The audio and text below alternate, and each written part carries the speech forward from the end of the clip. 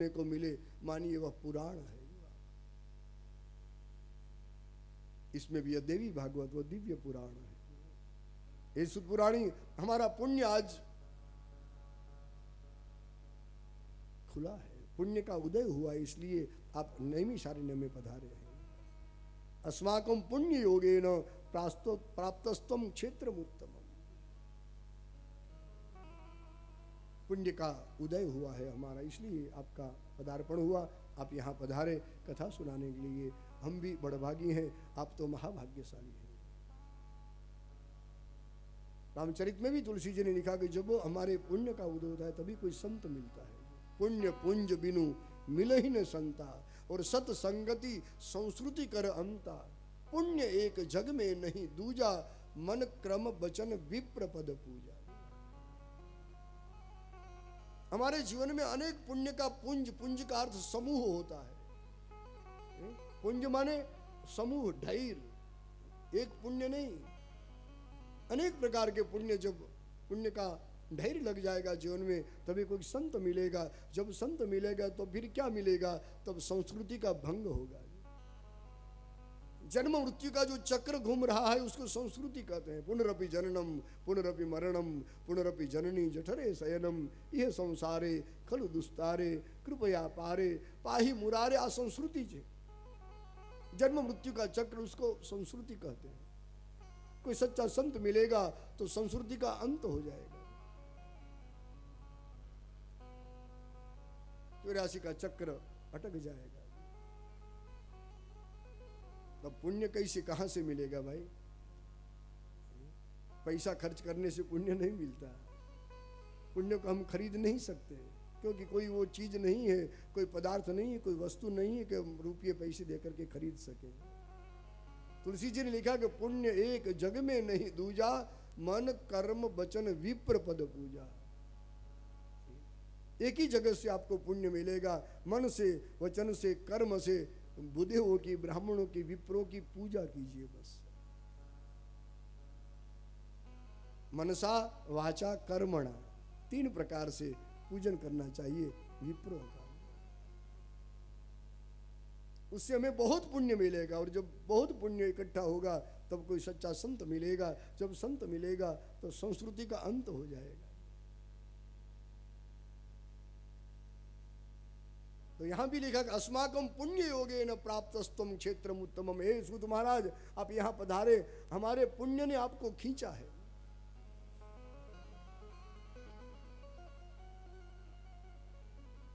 आप दीर्घायु हो, दीर्घायुर्भव सर्वत्र तापत्रय विवर्जित। आपके तीनों ताप दूर हो जाए।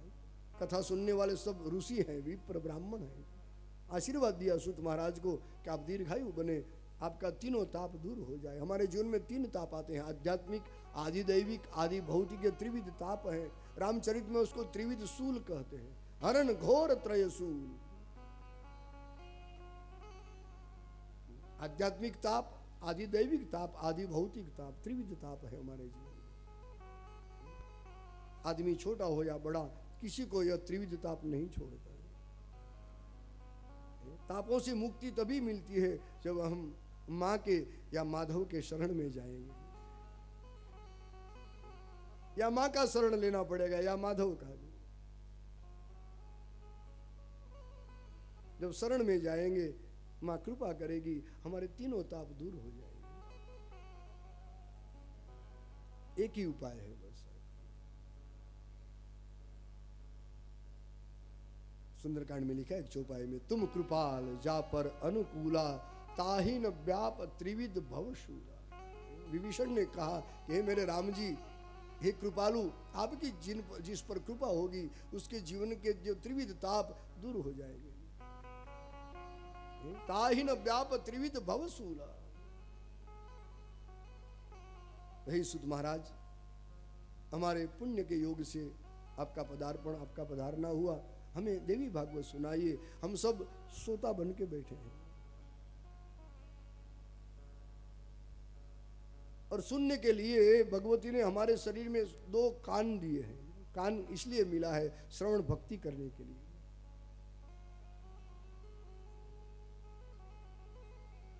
कान मिलने के बाद भी जो नर नारी कथा नहीं सुनता, उसके कान कान नहीं है, वो सर्प के रहने के घर है, दर है।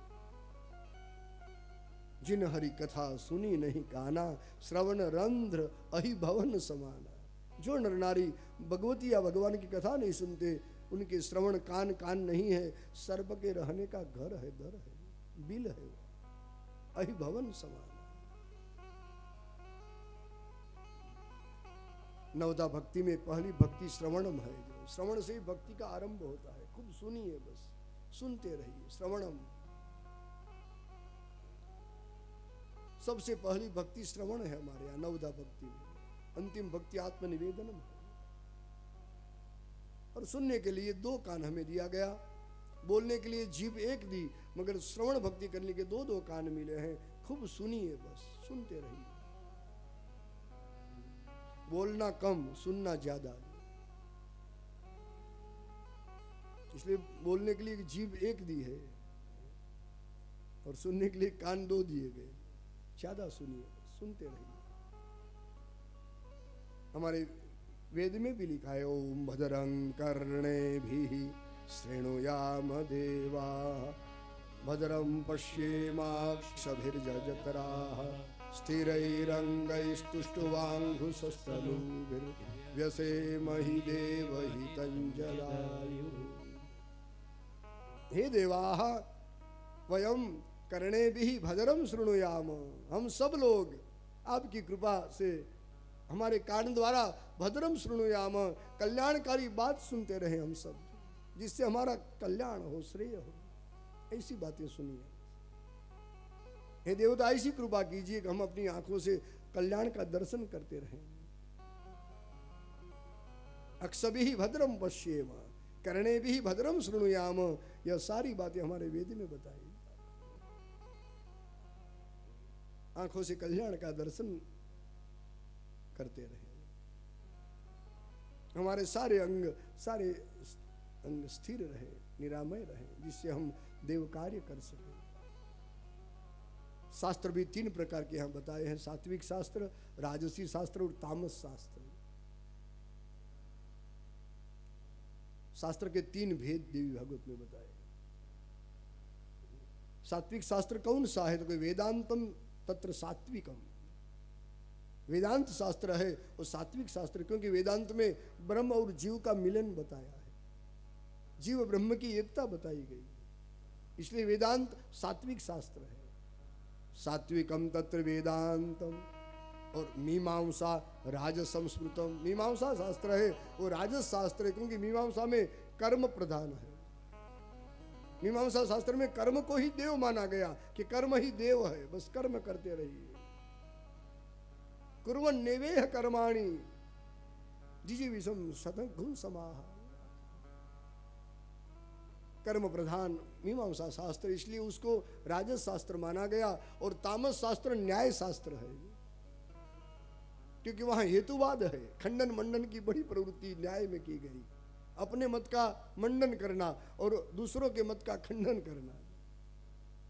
इसलिए न्याय शास्त्र को तामसी शास्त्र माना गया है। तामसम न्याय शास्त्र आदि हेतुवादाभियंत्रितम। तो तीन प्रकार के शास्त्र बताए गए। हमें तो परम सात्विक या देवी का भागवत सुनना है। हे सुत जी, हमने बहुत यज्ञ किए, हमारे मन में ऐसी भावना थी कि यज्ञ करने से स्वर्ग मिलेगा, मगर आज हमको मालूम हुआ कि स्वर्ग में भी कोई कायम नहीं रह सकता। जब तक हमारे पास पुण्य की पूंजी होगी तब तक हम स्वर्ग में रह सकते हैं। पुण्य की मूड़ी, पुण्य की संपदा खत्म हो गई, स्वर्ग से फिर मृत्यु लोक में आना पड़ेगा। गीता जी के 9वें अध्याय में भगवान ने कहा कि अर्जुन, तेतम भुक्त्वा स्वर्गलोकम विशालम क्षीणे पुण्ये मर्त्यलोकम विशन्ति एवं त्रयी धर्ममनु प्रपन्ना गतागतम काम कामा लभन्ते। तो स्वर्ग में कोई कायम नहीं रह सकता। पुण्य खत्म होते ही स्वर्ग में से फिर धरती में आना पड़ेगा, फिर पुण्य का आरंभ करना पड़ेगा। तब हमें स्वर्ग की कोई कामना हमारे मन में रही नहीं। बस अब तो हमें माँ के धाम में पहुंचना है, माँ के चरणों तक पहुंचना है। और तभी पहुंचा जा सकता है जब हम माँ की कथा सुनेंगे। इसलिए कृपा करके हमें भगवती का भागवत सुनाइए। सौनकादिक ऋषियों का प्रश्न सुनकर के सूत महाराज बड़े प्रसन्न हो गए। सूत जी ने कहा कि धन्यो हम अति भाग्यो हम पावितो हम महात्म भी यत् पृष्ठम सुमहत पुण्यम पुराणम वेद विश्रुतम। ए सौनकादिक मुनि, आप लोगों ने जो प्रश्न किया, आपका प्रश्न सुनकर मैं पावित हो गया, पावन हो गया। मैं भी भाग्यशाली हूं, बड़ा भागी हूं, धन्य बन गया आपका प्रश्न सुन करके। आपने वेदों में जो विस्तृत है, विख्यात ऐसा देवी भागवत पुराण पूछा है, तदहम संप्रवक्ष्यामि। मैं आप सबके पास देवी भागवत सुना रहा हूं, जो सर्व शास्त्रों का सार है, वेदों का और आगम निगम सब का सार देवी भागवत में भरा है। देवी भागवत सुनाने से पहले सूत महाराज ने माँ जगदम्बा के चरणारविंद में प्रणाम किया है। नत्वा तत्पद पंकजम सुललितम मुक्ति प्रदम योगिना ब्रह्माद्यैरपि सेवितम स्तुति परैर् ध्येयं मुनीन्द्रैः सदा। वक्ष्याम्यद्य सविस्तरं बहुरसं श्रीमत्पुराणोत्तमं भक्त्या सर्वरसालयं भगवती नाम्ना प्रसिद्धं द्विजा, नाम्ना प्रसिद्धं द्विजा। नत्वा तत् पद पंकजम सुललितम। मेरी माँ के चरणारविंद में मैं वंदन करता हूँ, प्रणाम करता हूँ। मेरी माँ के चरण लाल कमल जैसे हैं। पद पंकज है पराम्बा के, लाल कमल जैसे अति कोमल चरणारविंद माँ के हैं। सुललित सुमनोहर है। बड़े बड़े योगी भी माँ के चरण कमल का ध्यान करते हैं, इसलिए योगियों को मुक्ति प्राप्त होती है। मुक्ति प्रदम योगी नाम।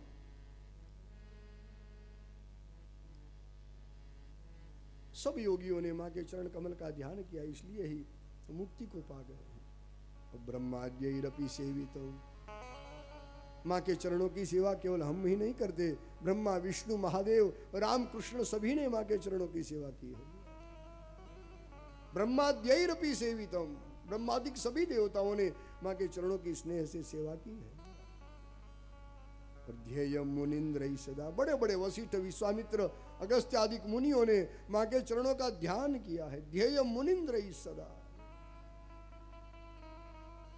इसी मेरी माँ चंडिका के चरणारविंद में वंदन करके सर्वोत्तम पुराण जिसका नाम भगवती भागवत है, मैं आपको सुना रहा हूं।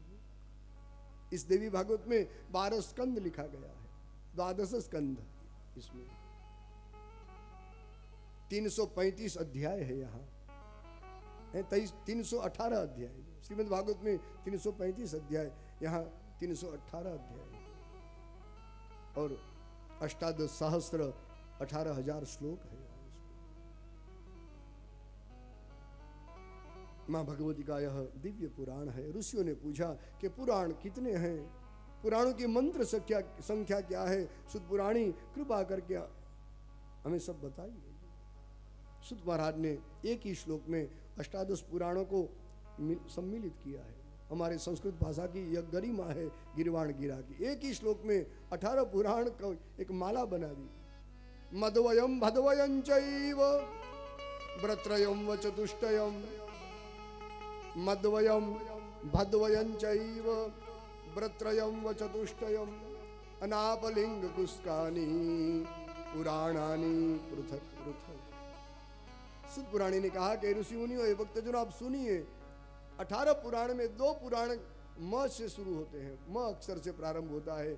एक का नाम है मत्स्य पुराण, दूसरे का नाम है मार्कंडेय पुराण। मद्वयम। 2 पुराण का आरंभ म से होता है, मत्स्य और मार्कंडेय पुराण। भगवान ने मत्स्य अवतार लिया, उसी के नाम से मत्स्य पुराण बना है। महामत्स्य भगवान ने सत्यव्रत राजर्षि सप्त ऋषियों को सुंदर ज्ञान दिया है। मार्कंडेय पुराण, जिसमें से सप्तशती चंडी पाठ का 13 अध्याय निकाला गया।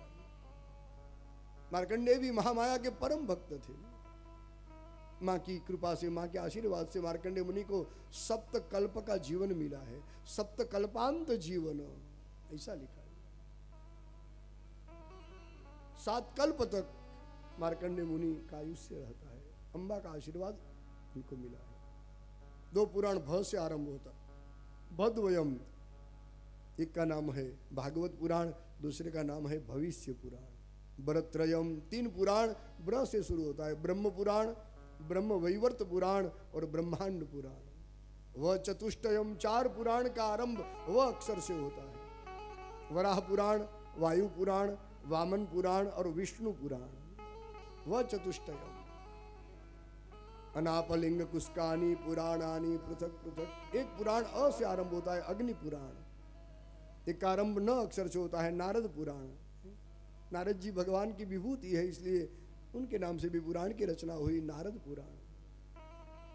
देवर्षिणांच नारद, भगवान ने गीता में कहा, भगवान की विभूति है नारद। प अक्षर से पद्म पुराण लिया गया, स्क अक्षर से स्कंद पुराण का ग्रहण किया गया है। ल से लिंग पुराण, ग से गरुड़ पुराण, कु से कूर्म पुराण, अनापलिंग कुस्कानी पुराणानी पृथक पृथक। सभी पुराणों की श्लोक संख्या भी देवी भागवत में बताई है। जो मत्स्य पुराण है उसमें 14,000 श्लोक लिखा है भगवान व्यास ने, 14 सहस्त्राणी, 14,000 श्लोक। मार्कंडेय पुराण सबसे छोटा है, वहां 9,000 श्लोक है। भविष्य पुराण में 14,500 श्लोक लिखे गए। और भागवत पुराण, 2 भागवत, देवी भागवत, श्रीमद् भागवत, दोनों में 18,000 श्लोक है, 18 सहस्त्र श्लोक है। ब्रह्म पुराण में 10,000 श्लोक है। ब्रह्मांड पुराण में 12,100 श्लोक लिखे गए। ब्रह्म वैवर्त पुराण में भी 18,000 श्लोक है। वामन पुराण में 10,000 श्लोक भगवान व्यास ने लिखा है। वायु पुराण में 24,000 श्लोक है। विष्णु पुराण में 23,000 श्लोक लिखा गया। वराह पुराण में भी 24,000 श्लोक है। अग्नि पुराण में 17,000 श्लोक लिखा गया। नारद पुराण में पंचविंशति सहस्त्र, 25 सहस्त्र श्लोक, 25,000। पद्म पुराण में 55,000 श्लोक लिखा गया, 55 सहस्त्र। लिंग पुराण में 11,000 श्लोक है। गरुड़ पुराण में 19,000 श्लोक लिखे गए। कूर्म पुराण में 17,000 श्लोक है। और सबसे बड़ा 18वां पुराण है स्कंद पुराण, जिसमें 81,000 श्लोक है। 81 सहस्राणी, सबसे बड़ा पुराण है। व्यास भगवान ने हमें कितनी बड़ी भेंट दी है। यह व्यास भगवान का प्रसाद है पूरा, जो हमको मिला है, हम सबको। 4 लाख श्लोक 18 पुराणों में लिखा गया, चतुर्लक्ष सहस्त्र। तो जितने पुराण उतने उप पुराण भी बताए देवी भागवत में। जैसे प्रमुख और उप प्रमुख होता है, सरपंच और उप सरपंच होता है, वैसे पुराण और उप पुराण भी बताए। सनत कुमार पुराण, नृसिंह पुराण, नारदीय पुराण, शिव पुराण, दुर्वासा पुराण, कपिल पुराण, मनु पुराण, उष्णस એટલે शुक्र पुराण, वरुण पुराण, कालिका पुराण, सांब पुराण, नंदी पुराण, सूर्य पुराण, पराशर पुराण, आदित्य पुराण, माहेश्वर पुराण, भागवत पुराण અને વશિષ્ઠ પુરાણ, આ 18 उपपुराण છે। प्रत्येक द्वापर युग में भगवान श्री हरि का व्यास अवतार होता है। भगवान स्वयं व्यास बन के इस वसुधा में आते हैं और पुराणों की रचना करके ज्ञान का विस्तार करते हैं, अज्ञान के अंधकार को दूर करते हैं। इस कल्प में, इस श्वेतवाराह कल्प अभी चल रहा है। श्वेतवाराह कल्प में अभी तक 28 व्यास का अवतार हो गया, क्योंकि अष्टाविंशति में कलयुग है, 28वां कलयुग चल रहा है अभी, 28वां। व्यास के अवतार भी 28 हो गए। प्रति कल्प में भगवान हरि का व्यास अवतार होता है। अभी जो द्वापर युग समाप्त हुआ, उसमें जो भगवान का अवतार हुआ, उनका नाम है कृष्ण द्वैपायन व्यास। कृष्णम द्वैपायनम वंदे, कृष्णम वंदे व्रजप्रियम।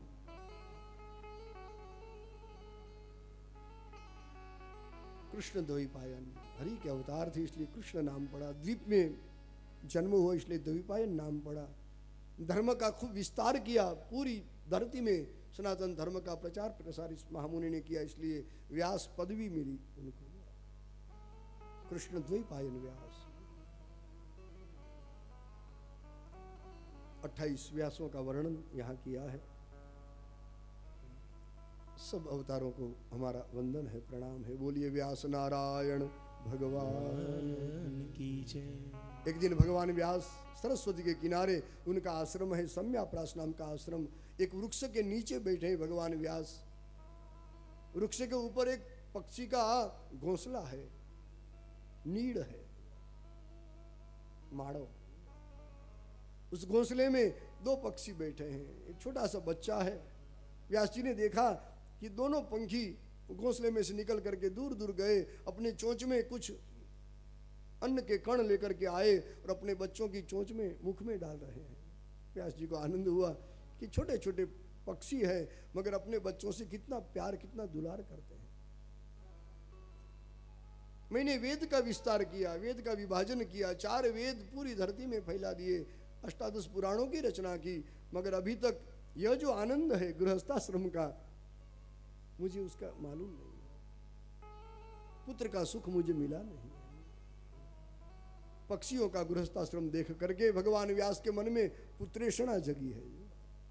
देवी भागवत में भगवान व्यास कहना चाहते हैं कि आदमी बड़ा हो या छोटा, सभी के मन में 3 प्रकार की ऐषणा रहती है, सुतेषणा, वितेषणा और यशेषणा। सुतवित दारा ऐषणा, 3 ही रामचरित में भी लिखा कि 3 प्रकार की इच्छाएं हमारे मन में रहती है। पुत्र की इच्छा, वित्त माने पैसे की इच्छा, और दारा माने पत्नी की इच्छा, अथवा यशेषणा कीर्ति की, नाम की इच्छा। सबके मन में होता है कि हमारा नाम खूब आगे बढ़े, सबको मालूम हो मेरा नाम। मगर जब तक हम माँ का नाम नहीं लेंगे तब तक हमारा नाम इस दुनिया में आगे नहीं बढ़ेगा। तो व्यास भगवान चिंतन करते बैठे हैं, मुझे पुत्र सुख मिला नहीं। उसी वक्त माँ की प्रेरणा हुई, नारद मुनि वहाँ पधारे। ब्रह्मर्षि व्यास जी के आश्रम में देवर्षि का आगमन हुआ। व्यास मुनि ने नारद जी का अभिवादन किया, पूजा की है, चरणों में प्रणाम किया कि हे देवर्षि आप पधारे, आपका दर्शन करके मैं धन्य हो गया। साधुनाम दर्शनम पुण्यम। क्यों? क्योंकि तीर्थभूता ही साधवः काले फलंति तीर्थानि सद्यः साधु समागमः। आप पधारे हमारे आश्रम में, हमारा जीवन पावन हो गया, आपका दर्शन करके मैं धन्य बन गया। नारद जी को पूछा है कि अभी अभी जब आप आए, ये पेड़ के ऊपर एक घोंसला है, उसमें 2 छोटे छोटे चिड़िया रहती है, पंखी है, पक्षी, कलविंग पक्षी, छोटा सा बच्चा है। ये पंखी भी अपने बच्चों से कितना प्यार करते हैं। ये देख करके मेरे मन में भी पुत्रेषणा जागी है। हे नारद मुनि आप बताइए मैं किसकी आराधना करूं जिसके करने से मुझे पुत्र की प्राप्ति हो, मेरी सुत इच्छा पूरी हो। आप तो ज्ञानी पुरुष। नारद जी ने कहा कि हे व्यास मुनि, ऐसा ही प्रश्न एक बार मैंने ब्रह्मा जी को किया था। और ब्रह्मा जी ने नारद को जो कथा बताई वो सब कल हम सुनेंगे, क्योंकि 6:30 6:30 बज गए हैं। हिंदी में कहने का प्रयास मैंने किया। पहले ही आपसे निवेदन किया कि मेरी मातृभाषा गुजराती है, हमारे कच्छ में तो कच्छी बोली जाती है, हिंदी में बोलने का बहुत अभ्यास नहीं है इस जीव को। इतने साल बीत गए कथा करते करते, कम से कम 3-4 बार हिंदी में कथा की है, बाकी सारी कथाएं गुर्जर गिरा में गुजराती में की। इसलिए कई माताओं ने कहा कल हरि मंदिर से आते आते कि हिंदी में कथा सुने, इसलिए मैंने प्रयत्न किया। आपको कैसी लगी आप जाने, अब हरि जाने। गच्छत स्खलनम क्वापि भवत्येव प्रमादतः। हमारे संस्कृत में पंडित ने लिखा है, कवि ने, कि गच्छतः स्खलनम क्वापि, चलते चलते कभी आदमी लड़खड़ाता है, गिर भी जाता है। तो जो सज्जन होते हैं वो गिरते हुए आदमी को उठा कर घर पहुंचाता है, मगर जो दुर्जन होते हैं वो हंसते हैं। हसंती दुर्जनास्तत्र और समादधति सज्जना, दुर्जना हसंती। तो आपकी भावना थी हिंदी में कथा सुनाओ। हमारे भरत भाई ने भी जो फ़ोन किया तो कहा था कि यहाँ हमारे इस तीर्थ में दूर दूर से भाई श्री के भक्त आएंगे, कोई महाराष्ट्र से, कोई दक्षिण से, तो आप कभी बीच बीच में हिंदी में भी बोलते रहिए। तो थोड़ा प्रयत्न किया मैंने। कैसी कथा हुई है तो श्रोता को मालूम होता है, वक्ता तो बोल जाता है। तो आइए 2 क्षण माँ को याद करके बस अब ज़्यादा प्रवचन नहीं करूँगा, क्योंकि आरती बाकी है। यहाँ से उठकर हमें हरि मंदिर में भी जाना है, 7 बजे वहाँ दिव्य आरती होती है। अम्बा भवानी जगदम्बा भवानी, अम्बा भवानी जगदम्बा भवानी, ये माँ अम्बा भवानी जगदम्बा भवानी, ये माँ अम्बा भवानी जगदम्बा भवानी, हे अम्बा अम्बा अम्बा अम्बा अम्बा भवानी, अम्बा अम्बा अम्बा अम्बा अम्बा भवानी, अम्बा अम्बा अम्बा अम्बा अम्बा भवानी, अम्बा अम्बा अम्बा अम्बा अम्बा भवानी, अम्बा भवानी जगदम्बा भवानी, हे माँ अम्बा भवानी जगदम्बा भवानी, माँ अम्बा भवानी जगदम्बा भवानी, हे माँ अम्बा भवानी जगदम्बा भवानी, हे अम्बा अम्बा अम्बा अम्बा अम्बा भवानी, अम्बा अम्बा अम्बा अम्बा अम्बा भवानी, अम्बा अम्बा अम्बा अम्बा अम्बा भवानी, अम्बा अम्बा अम्बा अम्बा अम्बा भवानी, अम्बा अम्बा अम्बा अम्बा अम्बा भवानी, अम्बा अम्बा अम्बा अम्बा अम्बा भवानी, अम्बा भवानी जगदम्बा भवानी, हे माँ अम्बा भवानी जगदम्बा भवानी, जगदम्बा भवानी, हे माँ अम्बा भवानी जगदम्बा